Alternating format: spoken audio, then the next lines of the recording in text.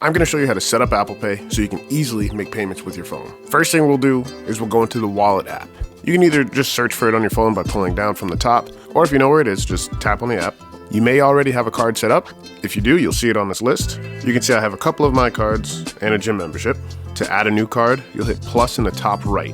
From there, tap on the debit or credit card button. It'll give you a quick briefing on what Apple Pay is. Hit continue. You can either use the camera on your phone to scan the card, which is super easy, and don't worry, it doesn't save the picture, or you can just type it in manually. It may need you to confirm the security code and the expiration date. It'll pop up with your terms and conditions for you to hit agree on, and then once all the info is verified, it'll give you an option of either calling the bank, using the app, or receiving a text to confirm your identity to make sure it's really your card that you're adding onto there.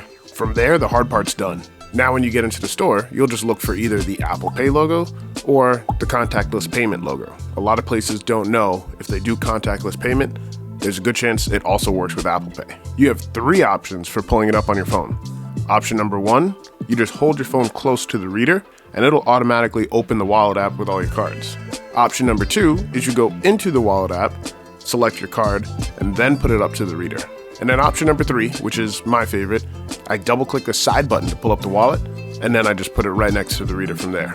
You may just have to confirm in your settings that you have that option turned on, because you can turn that off so you don't accidentally double click it and open your wallet all the time, which does happen to me too. Now to use Apple Pay, it needs to verify that it's you, not just somebody that took your phone. So it would use either your fingerprint, your face, or your passcode to confirm your identity.